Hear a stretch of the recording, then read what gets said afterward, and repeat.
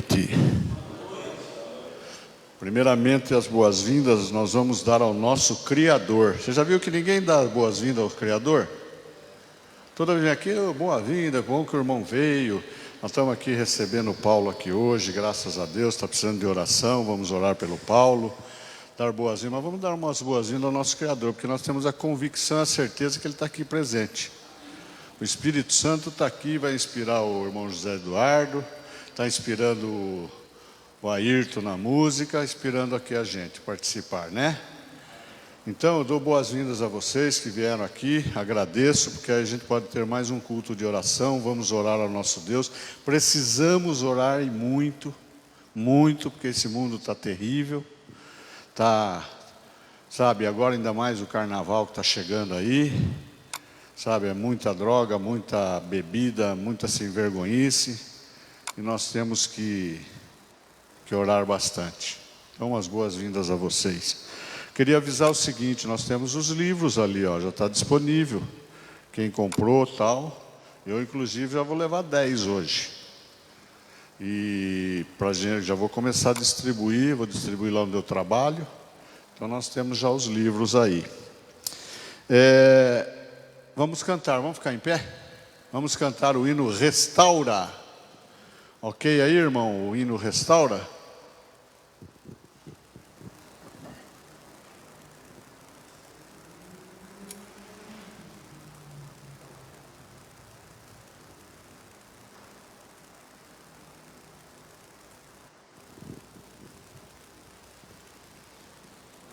Sai lá.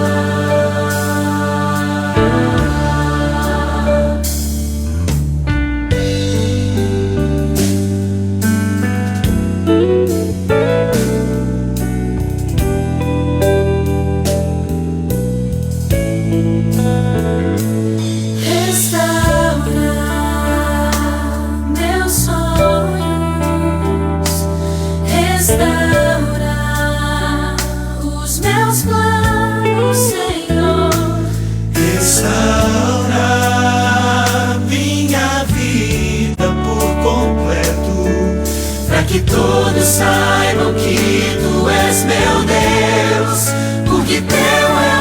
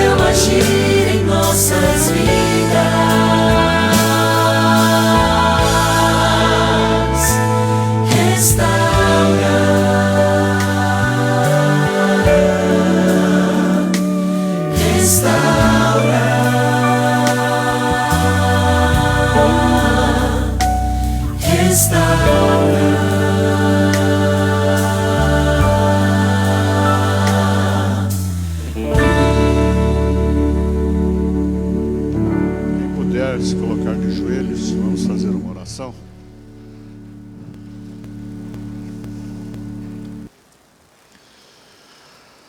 Pai celestial, Pai de amor, queremos agradecê-lo, Senhor, porque temos a convicção e a certeza que o Espírito Santo está presente aqui nos orientando em tudo o que fizermos essa noite. Pedimos, Senhor, bênçãos para que cada um que fizer a sua oração possa ser atendido. Quero pedir uma oração especial pelo Paulo, pelo momento que ele está passando, que o Senhor possa ajudá-lo. Como também peço pelo meu irmão José Eduardo, que virá trazer a palavra, que ele seja inspirado pelo Espírito Santo e possa falar, Senhor, inspirado e não por ele. Nos abençoe nesse culto, nos ajude, nos oriente, para que possamos sempre fazer o melhor. Pedimos e agradecemos em nome do Senhor Jesus. Amém. Bom, agora nós vamos ter as ofertas. Se alguém tiver dízimo para devolver, que possa ser feito. Vamos pegar ali, né?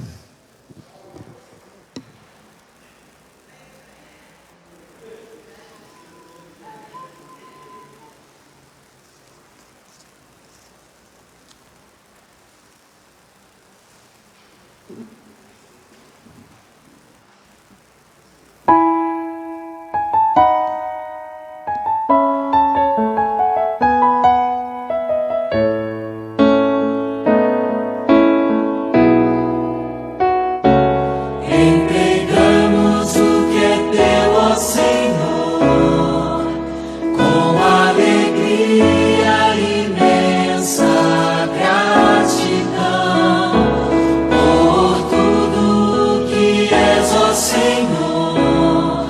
Iremos honrar nosso pacto de salvação. Ofertas, recursos e talentos da tua obra queremos depor, mas os dízimos nós devolvemos como prova do nosso amor.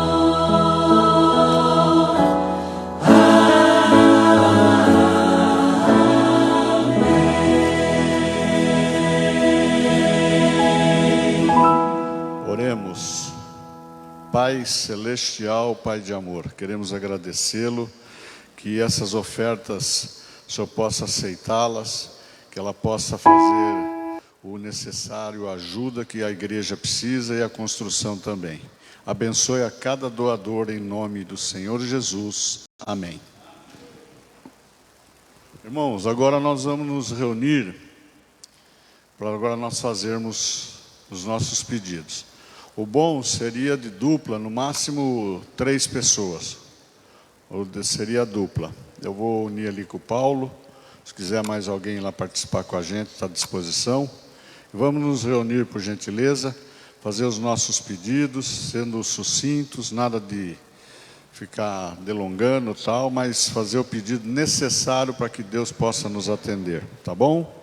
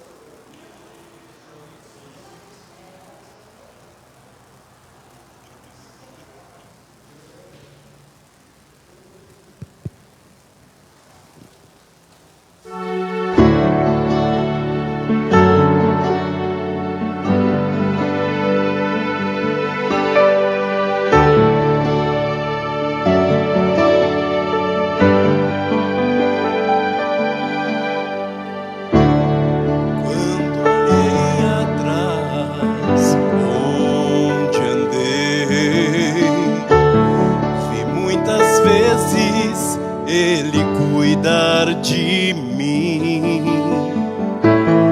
E se algo agora eu posso afirmar, verdadeiro é o meu Redentor. Verdadeiro é o meu Redentor. Tudo que prometeu cumprirá.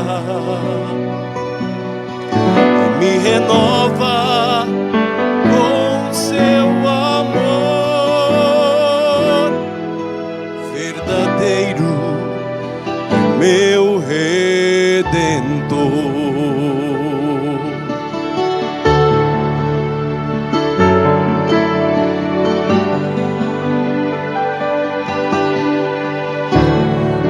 Coração se alegra na promessa de que existe um lugar para você. E eu verei meu Salvador retornar, pois verdadeiro é o meu Redentor. Verdadeiro é o meu Redentor. Tudo que prometeu cumprirá. Me renova com seu amor. Verdadeiro é meu Redentor. Nas horas mais difíceis, prova o seu amor por mim. Eu confesso, não entendo porque me amou assim.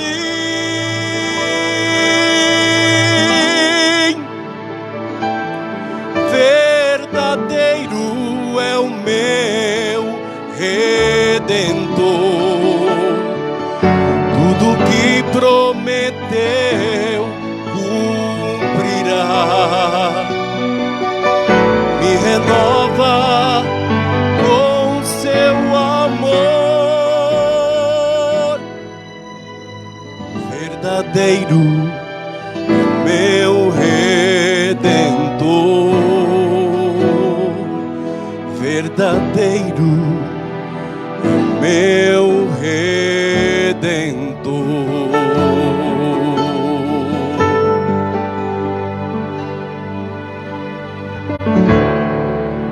Amém.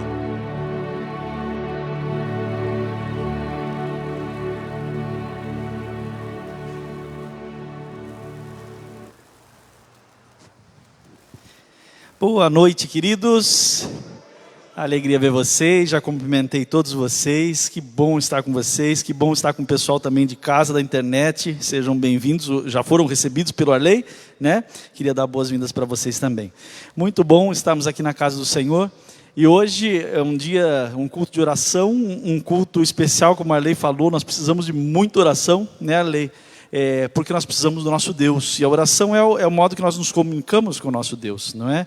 Onde reconhecemos que Ele é Deus, que Ele é o Senhor de todas as coisas. Mas hoje eu estou muito feliz porque Deus deu 3 vitórias hoje, 3 pequenas vitórias, são vitórias pequenas, são vitórias em batalhas pequenas. Nós temos uma guerra acontecendo entre o bem e o mal, não é? E essa guerra, a vitória final logo chegará, porque Jesus Cristo já decretou assim. Mas no nosso dia a dia nós temos os nossos problemas, as nossas lutas, e pequenas vitórias acontecem. Deus está reservando a vitória para cada um de nós. Só entendemos que a vitória vem no momento certo. É no momento certo. Nós somos ansiosos, ficamos querendo resolver as coisas antes da hora e do nosso jeito, na nossa hora, e aí achamos que existem derrotas. Mas para o Filho de Deus não há derrotas, e todos nós somos filhos de Deus.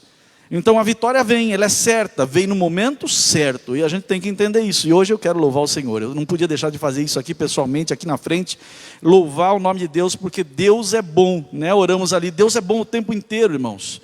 Ele é bom, ele é bom, simples assim. Deus é bom, não existe Deus mau.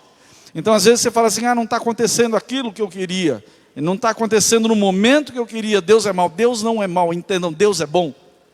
E apenas a vitória vai chegar na hora certa, não na hora que nós queremos, tá bom? Então eu louvo o nome de Deus primeiramente por isso.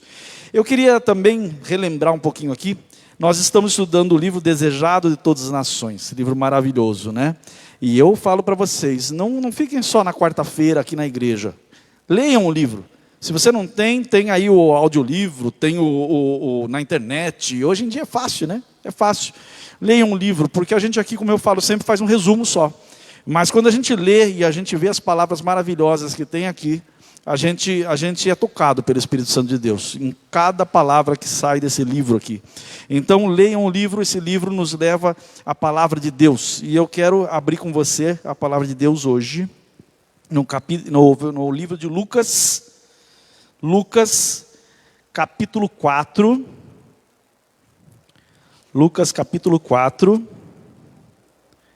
a partir do verso 16. Lucas capítulo 4, a partir do verso 16. A Cleide falou outro dia que a Bíblia é cheia de coisas, né, Cleide? A minha também, viu? A minha, o livro, se você olhar aqui, o que tem de marca-página de coisa no meio, porque a gente vai lendo os textos, vai gostando e vai marcando, né? E vão ficando coisas. E aqui a minha não é muito diferente, viu, Cleide? Lucas, capítulo 4, a partir do verso 16. Eu queria, antes de ler aqui o texto com vocês, eu queria situar só... a Flávia, se você puder, por favor, desligar o do lado de cá, porque ele atrapalha. Esse lado de cá atrapalha que ele voa aqui a folha, voa as coisas para o chão, né, Cleide? Vira aquela bagunça aqui na frente. Pronto, eu estou com calor também, mas vamos aguentar um pouquinho. O do lado esquerdo. Não parou? Do lado esquerdo, ela vai desligar. Queridos, eu queria só contextualizar um pouquinho aqui. A Cleide, a semana passada, ela falou sobre aquele texto da profecia. Não foi, Cleide? Profecia das 70 semanas, não é?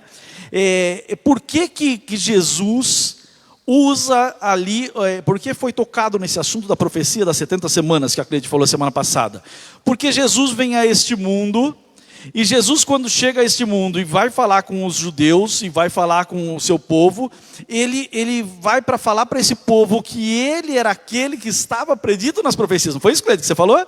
Ele é aquele que estava predito nas profecias. Então ele chega primeiramente para o povo judeu. Então a gente vê que ele começa o seu ministério onde? Está aqui, eu trouxe um mapinha para vocês. Peguei na internet, não está muito boa a imagem. Mas ele começa, mostra para o pessoal lá de casa também um mapinha. Ele começa o seu ministério onde? Na Judéia. A Judéia é essa parte de baixo aí do território, tá vendo? A Judéia. Então ele começa ali sendo batizado, tá vendo lá o local do batismo dele ali, perto de Jericó, tá vendo? E aí então ele começa o seu ministério pregando por aqui em Jerusalém, pregando para os mestres judaicos. Não é isso? E ele começa, foi o contexto da Cleide, que estudou a semana passada com a Cleide, ele começa ali pregando e dizendo, eu sou o Cristo, eu sou aquele de quem havia sido dado a Daniel, através do anjo, não foi isso? Da profecia das 70 semanas, 70 semanas estão designadas sobre o teu povo, não é isso? E no meio, no fim ali, na última semana, na hora que terminasse as 62 mais as 7, que daria 69, estaria o ungido, que era Jesus sendo batizado. Ou seja, ali na última semana das 70 começaria o ministério de Cristo. E ele terminaria na metade da semana, não no fim dessa última semana, mas na metade, onde ele morre. Não é isso? E na metade da semana fará cessar o sacrifício. E ele morre ali, não é? E agora, para cumprir as 70 semanas, mais 3 anos e meio depois, Estevão é apedrejado. Certo? Então Jesus começa o seu ministério na Judéia, pregando ali para os mestres judaicos. Aí temos lá o encontro dele com Nicodemos, não é? Já estudamos aqui, tantas outras coisas. Agora, justamente onde a Cleide pegou ali, ele passa da Judéia para Galiléia. E olha só, a Galiléia está lá em cima, onde ele morava. Jesus era galileu, ele veio da Galiléia e está lá Nazaré, a cidade onde ele vivia, está vendo? E no meio ali estava justamente Samaria. E aí, por isso que você vê na Bíblia ali, tanto as viagens de Jesus indo da Judéia para Galileia, e aí ele passando pelos samaritanos, não é isso? Você vê aquelas coisas acontecendo. Então agora, desde a semana passada, ele voltou para Galileia. Por quê? Porque ele chega aqui na Judéia, prega para esses mestres judaicos, e esses mestres judaicos ouviram o que ele falou? Acreditaram nele como Messias? Não acreditaram.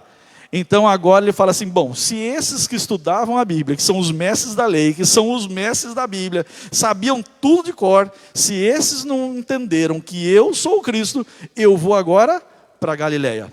Agora eu vou pregar para os mais simples, para os mais humildes, para Galileia.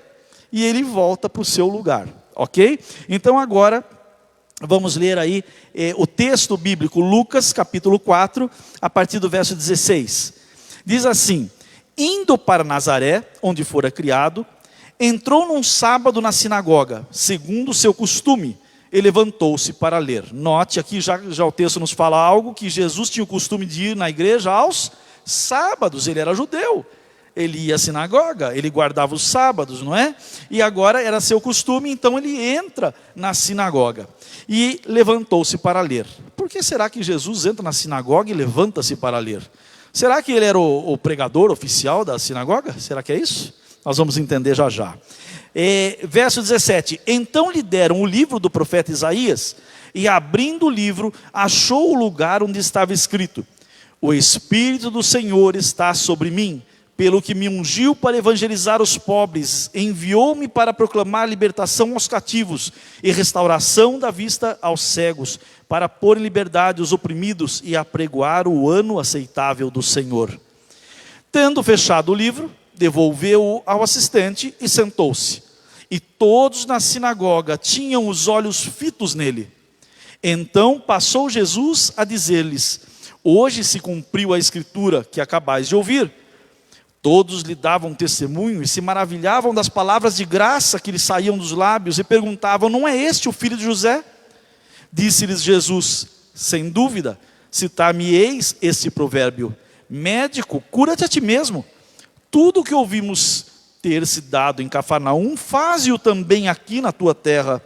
E prosseguiu: de fato vos afirmo que nenhum profeta é bem recebido na sua própria terra. Na verdade vos digo que muitas viúvas havia em Israel no tempo de Elias, quando o céu se fechou por 3 anos e 6 meses, reinando grande fome em toda a terra, e nenhuma delas foi Elias enviado, senão a viúva de Sarepta de Sidom. Havia também muitos leprosos em Israel nos dias do profeta Eliseu, e nenhum deles foi purificado, senão Naamã o Sírio.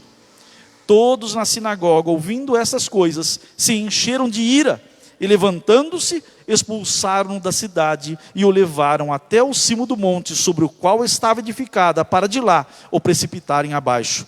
Jesus, porém, passando por entre eles, retirou-se. Queridos, que história terrível, estranha e terrível. Terrível por quê? Note, eu fiquei pensando aqui a situação de Jesus, meus queridos. Jesus, ele foi pregar lá na Judéia, e Jesus foi mal recebido lá. Os mestres judaicos não o receberam, criticaram Jesus, fizeram tudo que podia contra ele, planejaram matá-lo, e agora eu fico pensando em mim, se eu fosse em algum lugar e fosse maltratado, tudo que eu mais ia querer era voltar para minha casa, não é? Para ser bem recebido, para ser acolhido. Mas parece que Jesus volta para sua casa e ele não foi bem recebido, não foi acolhido. Aqueles homens, eles conheciam Jesus desde a sua infância. E agora, queridos, o preconceito tomou conta daqueles homens. Notem que lá, entre os mestres judaicos, havia preconceito. Qual era o preconceito? Esse homem quer tirar-nos do poder, esse homem quer ser melhor do que nós somos o sabe-tudo, nós somos os bons, e quem é esse que vem aqui querer tomar o nosso lugar, tirar o nosso poder? Havia um preconceito. Agora ele volta para sua terra, e aquelas pessoas que conheciam Jesus, que era aquele rapaz que trabalhava por ali, que andava por ali, que cresceu no meio deles, que ia à igreja, à sinagoga ali em Nazaré, e agora ele chega de volta. Ele esteve ausente por um bom tempo e agora ele volta. Mas notem, esse povo que conhecia Jesus em sua infância, em sua juventude, eles haviam ouvido falar o que estava acontecendo lá. Eles sabiam quem era Jesus, eles sabiam o que Jesus estava fazendo, eles sabiam dos seus milagres, eles sabiam de todas as coisas que estavam acontecendo. Então agora, quando ele entra na sinagoga, o olhar está fixo nele. Esse é o Jesus de quem estão falando. Esse é aquele que voltou para cá, mas não é o filho do carpinteiro? Notem que eles tinham, ao mesmo tempo que uma expectativa sobre quem era Jesus, aquele que estava fazendo milagres, o mestre, o rabi, eles também têm uma dúvida, como é que poderia ser o mestre, o rabi, aquele que cresceu ali no meio deles? Aquele menino simples, aquele menino que ajudava o pai em seus trabalhos diários. Queridos, ali sentado estava sua mãe, seus irmãos, e todos os olhos agora voltam-se para ele. Queridos, quando um rabi chegava na sinagoga, era-lhe dado a preferência. Então o ancião que estava na sinagoga, que fazia a leitura do livro da lei, da Bíblia, não é? Do Velho Testamento que eles tinham na mão, esse ancião, ele dava, era costume ele dar para o rabi, para aquele mestre que estava chegando, para que ele conduzisse, para que ele lesse. Por isso que aqui eles passam para a mão dele o livro para ler. E agora ele escolhe justamente um texto que falava sobre quem? Sobre ele mesmo, sobre o Messias, o prometido Messias. Notem, o povo judeu aguardava a vinda do Messias, a primeira. Você e eu aguardamos a segunda. Aquele povo achava que sabia tudo sobre a primeira vinda do Messias, sabia quem iria ser, o libertador do jugo romano, não é isso que eles esperavam? Sabiam tudo. E o que aconteceu? Não sabiam nada. Eu e você achamos que sabemos tudo, e aí tem aquela palavra lá em Apocalipse que, né? Tudo sabes e nada preciso, mal sabes que é um pobre, cego, miserável e nu. Nós, como aqueles, também não sabemos nada. Achamos que sabemos tudo, não sabemos nada. E agora Jesus então começa a falar para aquele povo quem ele era. Eu sou o Messias. Mas eles olhavam para aquele Messias simples, pobre, um homem que andava com uma roupa simples, que não se gabava, não era metido, não era luxuoso. Mas espera aí, como é que esse cara vai ser o rei de Israel? Como é que esse cara vai reinar, vai dominar com essa fala mansa dele? Como é que ele vai dominar? Como é que ele vai tomar as nações? Como é que ele vai tirar o poder de Roma? O maior império da época. Então eles começam com seu preconceito, a querer fazer um mestre em sua mente que não era o mestre que Jesus era, que o Messias era, não era o mestre que veio nos salvar. Eles queriam um mestre que fosse libertar eles do jugo romano. E eu e você, que mestre temos esperado? Será que é o mestre que vai nos salvar para a vida eterna, ou temos esperado o mestre que vai nos dar o dinheiro para pagar nossas contas, vai resolver os nossos problemas familiares? Qual mestre nós queremos? Você quer um mestre que vai te dar conforto e o mestre que vai te dar uma vida boa aqui? Ou você quer um mestre que vai te salvar para toda a eternidade e te dar uma vida maravilhosa e impecável no céu? Vocês entendem? Temos que tomar cuidado, como eles, a saber quem é o nosso mestre, quem é o Jesus que esperamos. E esses homens agora ouvem Jesus levantar e Jesus lê essas palavras. E notem, eu vou ler de novo com calma para vocês prestarem atenção. O Espírito do Senhor é sobre mim. Ele estava falando, bom, eu sou cheio do Espírito Santo, o Espírito do Senhor está comigo, pois Ele me ungiu para evangelizar os pobres, enviou-me a curar os quebrantados de coração, a pregoar liberdade aos cativos, dar vista aos cegos, e pôr em liberdade os oprimidos, e anunciar o ano aceitável do Senhor. Maravilha. E eles olham, poxa, mas tá bom, é libertar os cativos, nós somos cativos de Roma, então ele vai nos libertar, não é isso? E ficam ali maravilhados. Você nota que ali ao primeiro impacto, eles ficam sentados e olhando para ele, ele devolve o livro para ancião, e eles ficam ali, ele se assenta e todo mundo fica olhando para ele maravilhado. Porque as suas palavras eram maravilhosas, saindo da boca de um Deus maravilhoso, com aquela mansidão, com aquela autoridade que Jesus tinha, não é?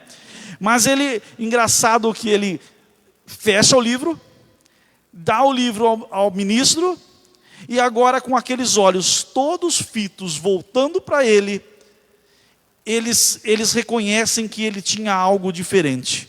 Não era aquilo que eles esperavam, mas algo diferente estava naquele homem. E aqui diz assim, olha, sua maneira impressiva e a maravilhosa significação de suas palavras arrebataram os ouvintes com um poder nunca dantes por eles experimentado. Imagine só, Jesus falando aqui no meio de nós, irmãos.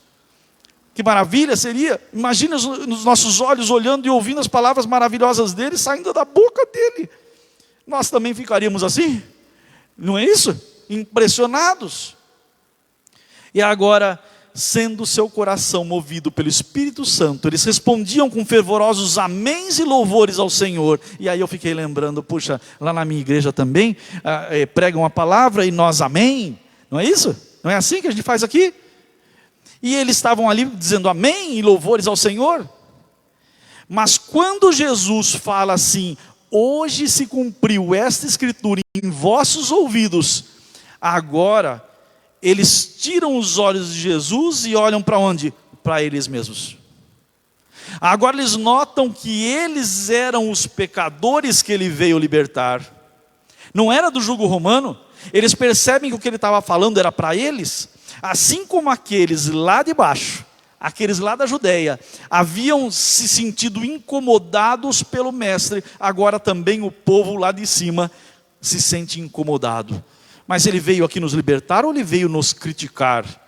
Ou ele veio nos acusar de nossos pecados? E agora eu pergunto para você, quando você tem um encontro com Jesus, o que você sente? A gente não se sente acusado dos nossos pecados também? Não é assim?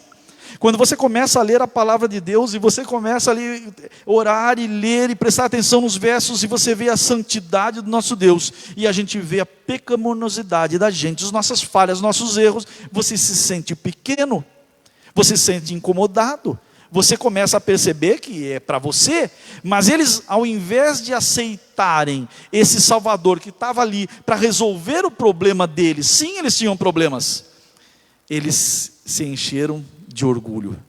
E agora então diz assim, olha, eles israelitas, filhos de Abraão, haviam sido representados como em servidão. Eu vim libertar vocês do pecado. Eu vim libertar vocês da prisão. Ele não falou que era do pecado, né? Eu vim libertar os cativos, ele fala. E agora eles olham, poxa, mas então sou eu que estou servindo, eu sou servo do pecado, não é? E eles se sentem ali excluídos. Como presos a serem libertados pelo poder do mal, eles se sentem como em trevas e necessitados da luz da verdade. Agora, queridos, não é isso que nós somos? Não é isso que nós somos? Pecadores aprisionados num mundo de pecado que precisamos da libertação de nosso Senhor? Não é o que nós somos? E agora então eles indagam, quem é esse Jesus? Eles estavam esperando alguém que os libertasse do poder romano. E agora vem um homem que mostra que realmente eles eram cativos não de Roma, mas sim de seus próprios pecados. Vocês são os cativos. O problema está em vocês. E eu vim aqui libertar vocês. Então eles começam a indagar, quem é esse Jesus? Aquele que reclamava para si a glória do Messias, ele era somente o filho do carpinteiro. Para eles era o filho do carpinteiro. Para eles era aquele Jesus que corria no meio deles. Não conseguiram enxergar que naquele que estava ali à sua frente não tinha mais o filho do carpinteiro, tinha o Deus de todos os céus, o Rei dos reis, o Senhor dos senhores, o nosso Salvador. Que contraste entre o ensino de Jesus a respeito do novo reino e aquilo que eles tinham ouvido de quem? Dos anciãos. As pessoas pregavam que o Messias viria. Na igreja, na sinagoga era pregado que o Messias viria, mas viria para libertá-los do cativeiro do jugo romano. E agora, daqui a pouco ele começa a falar, não, eu não vim libertar vocês do jugo romano, eu vim libertar vocês da onde? De vocês mesmos, do pecado. É isso que ele veio pregar. Então esses também que eram para recebê-lo, e agora eles também não recebem o seu mestre. E olha só o que diz aqui: nossa posição diante de Deus depende não da quantidade de luz que temos recebido, mas do uso que fazemos da que possuímos. Eles tinham recebido luz, e que uso fizeram dela? O uso errado. Torceram. A luz que eles tinham recebido, eles torceram. Agora a questão é, e eu e você? Da luz que nós temos recebido, será que nós estamos torcendo? Será que eu pego a palavra de Deus e vou lá e olho as promessas do Senhor, e o Senhor promete abrir os celeiros do céu, derramar bênçãos sem medida, eu falo, vou ficar rico? Será que é isso que nós temos feito? E aí quando nós temos problemas financeiros e não conseguimos pagar nossas contas, e a dificuldade vem, e você fala assim, mas que é de Deus que prometeu? Aconteceu com vocês já isso? Que é de Deus que prometeu bênçãos sem medida? Percebe? Será que nós estamos enxergando assim como eles enxergavam? Esperando algo que não é o que Jesus veio fazer? Jesus, ele falou que veio para que nós tenhamos vida, e vida em abundância. Ele não falou para você, eu vim para que você tenha dinheiro. Ele não falou para você que essa vida em abundância é uma vida tranquila nesse mundo, uma vida sem problemas, muito pelo contrário. Ele falou assim, no mundo tereis aflições. Onde que está? Onde que você viu a história de que você vai ter tranquilidade, que você vai ter dinheiro a rodo, que você vai só viver de boa? Onde que foi que você ouviu isso? Queridos, vou ler de novo. Nossa posição diante de Deus, eu entender quem é Deus, eu entender quem é Jesus, depende não da quantidade de luz que temos recebido, mas do uso que eu estou fazendo da que eu tenho. Então aquela história, tudo sei, nada preciso, peraí, eu sei, verdade, nós estudamos, eu cresci na igreja, nasci na igreja. Quanto você já ouviu? Ouviu muito. E daí, o que você está fazendo com o que você ouviu? Né? Depende disso. Agora, aquela turma que olhava para Jesus como aquele ser maravilhoso, maravilhado com o que ele falava, de repente, a coisa entorta. Olha só, a assembleia levantou-se, lançando mãos de Jesus, expulsaram-no da sinagoga e da cidade. E olha só, levam ele para um penhasco e ameaçam jogá-lo. Apedrejam. Olha só o que diz aqui, ó. Gritos e maldições enchiam o espaço, alguns lhe atiravam pedras, quando de súbito desapareceu do meio deles. Mas será que Jesus simplesmente desapareceu? A gente vê aí esses filmes, essas coisas, a gente vê isso, né? Pum, desapareceu. Mas espera um pouquinho, irmãos. Jesus não estava em forma humana, era Deus, verdade, em forma humana, sim ou não? Mas espera aí, alguma vez ele usou o poder para si mesmo? Será que nessa hora ele usou o poder para si mesmo, para se defender? Será que ele, para fugir deles ali, eu vou me defender aqui? Será que foi isso que aconteceu? Olha que maravilha. Por isso que eu falo para vocês, leiam o livro, leiam o Espírito de Profecia. Olha só. Os mensageiros celestes que haviam estado ao seu lado na sinagoga, permaneciam com ele no meio daquela turba enfurecida. Rodearam-no, isolando-o dos inimigos, e levaram-no a um lugar seguro. Santos anjos de Deus o rodearam, e eu creio que nessa hora ele desapareceu. Rodearam ele e levaram-no a um lugar seguro. Agora eu quero ler esse pedaço, sabe por quê? Porque você e eu, vira e mexe, estamos em situações terríveis, não é assim? Nos encontramos em locais terríveis, em situações terríveis, e você fala assim, nossa, o inimigo quer me arrebentar. Aconteceu com você já? O inimigo quer me arrebentar. Olha o que está acontecendo comigo, está acontecendo isso, e veio outro, e veio outro, e veio outro, não é assim? Vem uma em cima da outra, olha só. Assim em todas as épocas, ou seja, naquela ocasião, hoje e sempre, os anjos têm estado perto dos fiéis seguidores de Cristo. A grande confederação do mal acha-se aparelhada contra todos os que querem vencer, você e eu. Entenderam? A grande confederação do mal está aparelhada contra todos os que querem vencer. Mas Cristo quer que olhemos as coisas invisíveis, aos exércitos celestes acampados em torno de todos quantos amam a Deus para os livrar. Os anjos de Deus estão do seu lado, prontinhos para te livrar. Alexandre, lembra o que aconteceu com você? O Alexandre já deu testemunho aqui na frente, não deu? Que ele foi assaltado, lembra disso? Os anjos de Deus estavam ali prontinhos para te livrar. Livraram ou não livraram? Louvado seja Deus. Vocês estão entendendo? Então, Deus quer que eu e você tenhamos os nossos olhos abertos para as coisas invisíveis. Você saiba que os anjos de Deus estão do seu lado para te livrar. Olha como continua, que coisa linda. De que perigos visíveis e invisíveis temos sido protegidos mediante a intervenção de anjos, jamais saberemos, até que à luz da eternidade as providências de Deus nos sejam reveladas. Saberemos então que toda a família celestial, entendam irmãos, toda a família celestial estava interessada na família aqui de baixo, e que mensageiros do trono de Deus dia a dia nos assistiram os passos. Dia a dia, mensageiros de Deus estão assistindo os seus passos, os meus passos. Amém? Queridos, havendo lido Jesus, vocês notem, vocês não notaram uma coisa aí, nem eu havia notado. Jesus leu assim, eu vim aqui, né? Ele leu todo aquele começo e no fim ele fala assim: a apregoar o ano aceitável do Senhor.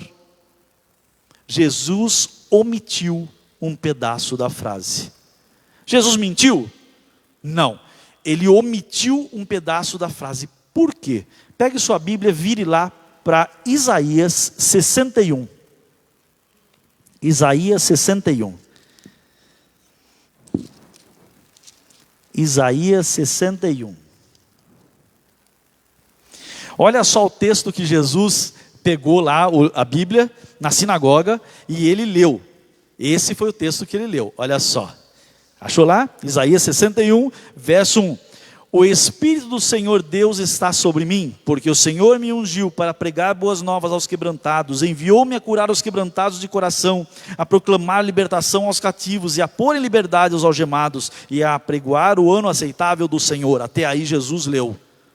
E agora aqui continua: e o dia da vingança do nosso Deus. Por que ele não leu esse pedaço? Porque ele para apregoar o ano aceitável do Senhor e não lê o final. Sabe por quê, meu querido irmão, minha querida irmã? Porque tudo que aqueles judeus queriam era o ano aceitável, o ano da vingança do nosso Deus. Eles não esperavam o ano da bondade de Deus, o livramento, eles esperavam vingança. Jesus omite esse pedaço, para que o coração deles não voltasse àquele ensinamento dos mestres judaicos. Ele omite esse pedaço da frase, senão eles iam começar a voltar. Poxa, o que nós queremos é vingança, nós queremos um Messias que nos vingue dos romanos, é isso que nós queremos. Jesus se cala. Jesus lê realmente somente o que era para ser lido, o que era para tocar o coração deles.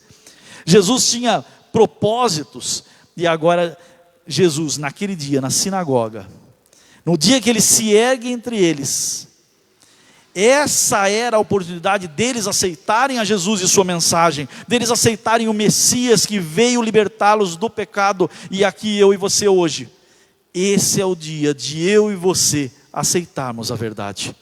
Eu e você aceitarmos o Jesus Cristo, Messias, Salvador, meu e seu, de nossos pecados. Não aceitarmos aquele Messias prometido para resolver os problemas terrenos, não. Ele é capaz disso? Sim, ele é. Ele faz? Sim. Hoje eu acabei de louvar a Deus aqui por 3 vitórias de hoje. Deus faz? Sim, é verdade, Ele faz. Mas Ele veio, acima de tudo, para que nós tenhamos vida, e vida em abundância. O que quer dizer isso? Vida eterna. Ele veio para mim e para você nos dar a vida eterna. Ele não veio dar para mim e para você uma vida medíocre, neste mundo mau, esse mundo que é só problema, uma vidinha medíocre. Não, eu vou dar bênção para esse meu filho, ele vai viver lá até 100 anos, e nesse mundo miserável. É isso que você quer de Jesus? Jesus não veio dar isso para você e para mim. Ele veio dar um lugar eterno, um lugar de eterna felicidade. Eu estava comentando hoje com o Nelson, conversando com ele, e conversando também lá em casa, com a minha esposa, falando justamente sobre isso. Você consegue imaginar o céu? Você consegue parar e olhar o que Jesus tem preparado para você? Um lugar onde você não tem mais sofrimento, um lugar onde você não precisa mais trabalhar. Você vai trabalhar, mas sem cansaço, sem cobrança, sem conta para pagar. Vocês percebem?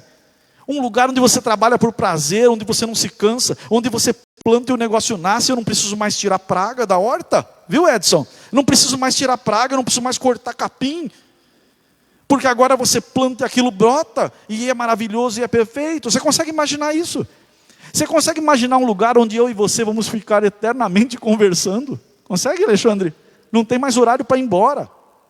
Vamos ficar conversando para sempre. Vamos ficar louvando o Senhor. Vamos ficar... Vocês já conseguiram imaginar isso? Parece... A Fernanda falando com ela falou assim, não, isso aí parece utopia. E parece mesmo.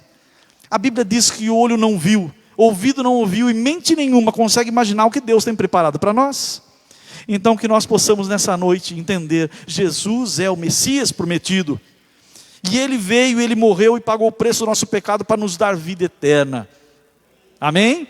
Que nós possamos entender quem é esse Jesus, que nós possamos entregar nosso coração para Ele, que nós possamos buscá-lo dia e noite. É difícil? Sim, é, porque é contrário ao mundo, mas que nós possamos deixar as coisas do mundo para trás e seguir Jesus, seguir o nosso Mestre.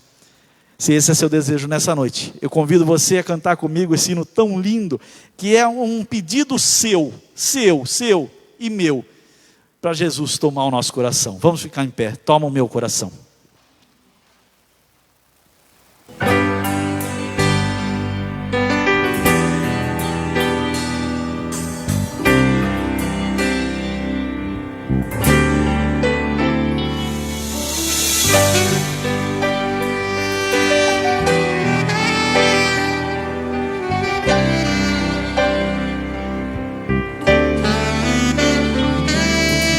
Este é meu desejo, Senhor, te honrar com meu coração, te adorar.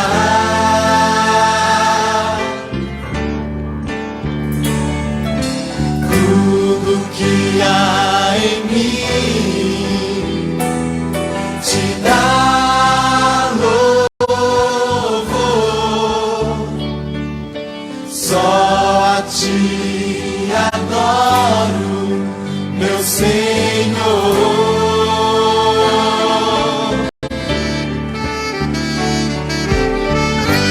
Toma o meu coração e toda a minha alma, eu vivo só pra ti, sempre que eu respirar, cada vez que eu acordar, faz o teu querer em mim.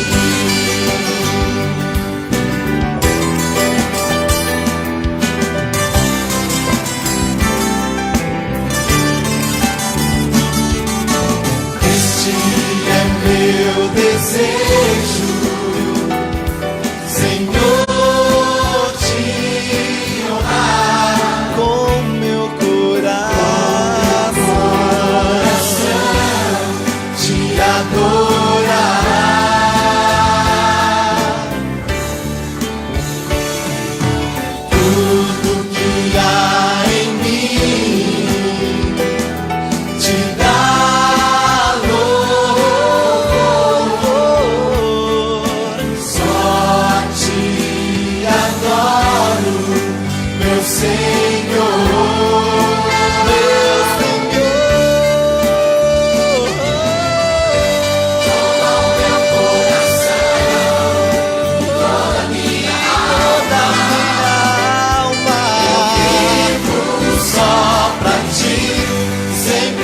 eu respirar, e cada vez que eu acordar, faz o teu querer em mim.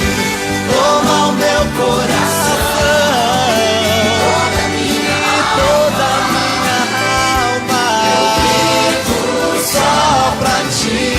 Sempre que eu respirar, e cada vez que eu acordar, faz o teu querer em mim. Toma o meu coração e toda a minha alma, eu vivo só pra ti. Sempre que eu respirar, e cada vez que eu acordar, faz o teu querer em mim. Amém. Oremos. Querido Deus, maravilhoso Pai, Senhor Jesus, nosso Salvador, a Ti seja toda a honra, todo o louvor e toda a glória para todo sempre, Pai. Abre nossos olhos, Pai, toma o nosso coração. Que nós possamos, Senhor, olhar para o Senhor e ver o Messias prometido, aquele que veio nos libertar dos nossos pecados, aquele que veio nos libertar da miséria deste mundo, para nos levar para um lar eterno de eterna felicidade, Pai. Que nós possamos olhar para o Senhor com toda a sua bondade e sua simplicidade, e possamos seguir ao Senhor. Possamos também mostrar aos outros aí fora que essas pessoas simples, essas pessoas humildes que somos, Pai, que elas são filhos do Senhor, que elas representam a Ti, o verdadeiro Messias, não o Messias que eles esperavam, mas o Messias prometido, Pai.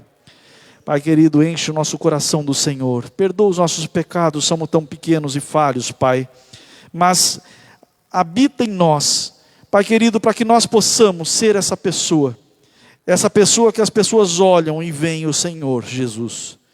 Pai querido, cuida dos nossos irmãos que aqui não vieram nessa noite. Nós não sabemos o motivo, não sabemos onde estão. Alguns viajando, Pai, cuida deles, protege-os do mal. Pai querido, mas os demais, todos eles, que eles possam também ter o desejo de conhecer esse Senhor Jesus, o Messias prometido. Pai querido, se conosco no restante da semana. Ajuda-nos em nossas lutas e nossas dificuldades, que nós possamos compreender que o Senhor está no controle de todas as coisas. Que nós possamos abrir os olhos e enxergar os anjos do Senhor prontos a nos proteger do mal. Pai querido, fica conosco. Te pedimos e agradecemos em nome de Jesus. Amém.